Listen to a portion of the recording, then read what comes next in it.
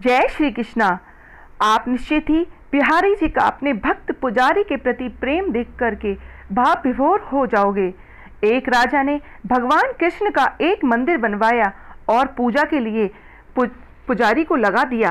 पुजारी बड़े ही भाव से बिहारी जी की सेवा करने लगे।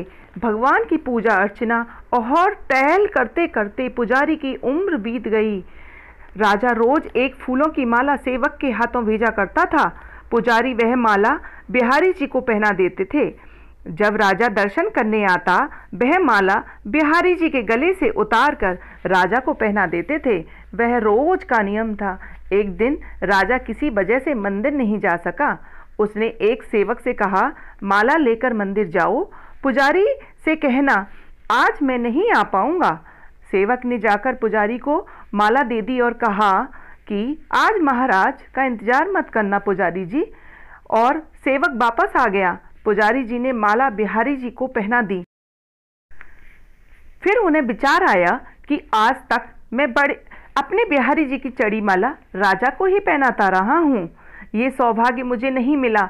जीवन का कोई भरोसा नहीं है, कब रूठ जाए। आज मेरे प्रभु ने मुझ पर बड़ी कृपा की है। राजा आज आएंगे नहीं तो क्यों ना माला को मैं ही पहन लूं। यह सोचकर पुजारी ने बिहारी जी के गले से माला उतार कर स्वयं पहन ली। इतने में सेवक आया और उसने बताया कि राजा की सवारी बस मंदिर में पहुंचने ही वाली है। यह सुनकर पुजारी जी कांप गए। माला अपने गले से उतार कर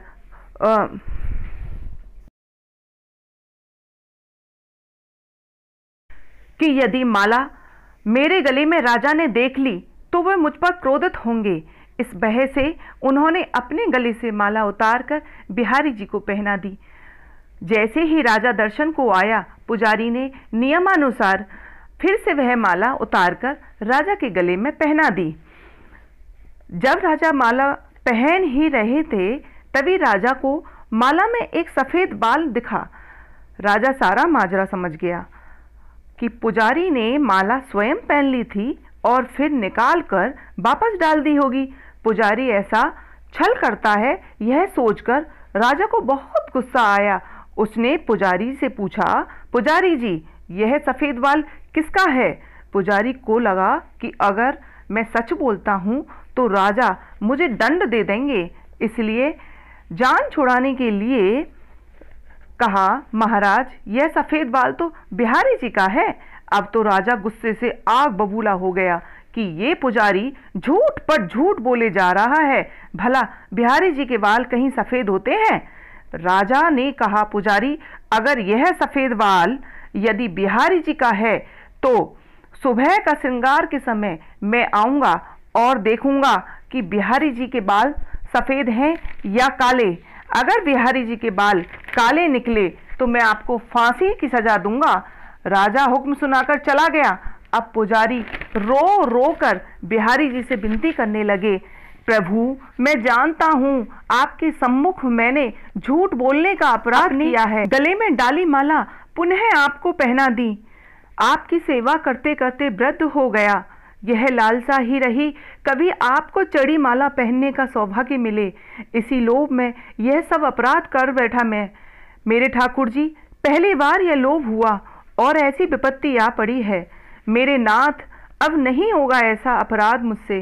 अब आप ही बचाइए, नहीं तो कल सुबह फांसी पर चढ़ा दिया जाऊंगा। पुजारी की सारी रात रोते रोते निकली। सुबह होते ही राजा मंदिर में आ गया। उसने कहा कि आज प्रभु का श्रृंगार वह स्वयं करेगा। इतना कहकर जैसे ही राजा ने मुकुट उठाया तो वह हैरान रह गया। बिहारी जी के सारे बाल सफेद थे। राजा को लगा कि पुजारी ने जरूर ही जान बचाने के लिए बिहारी जी के बाल रंग दिए होंगे। गुस्से से तमतमाते हुए उसने बाल की जांच करनी चाहिए कि जैसे ही बाल असली हैं या नकली। जैसे ही बिहारी जी के बाल तोड़े, बिहारी जी के सर से खून की धारा बहने लगी। राजा डर गया, कांप गया और प्रभु के पैर पकड़ लिए। प्रभु के चरण में बोला कि क्षमा करें प्रभु, क्षमा करें प्रभु। प्रभु बिहारी जी की मूर्ति से आवाज आई, हे राजा तुमने हमेशा मुझे एक मूर्ति ही समझा और इसीलिए तुम मुझे आज भी मूर्ति ही समझ रहे हो, लेकिन पुजारी जी ने मुझे हमेशा साक्षात भगवान समझा।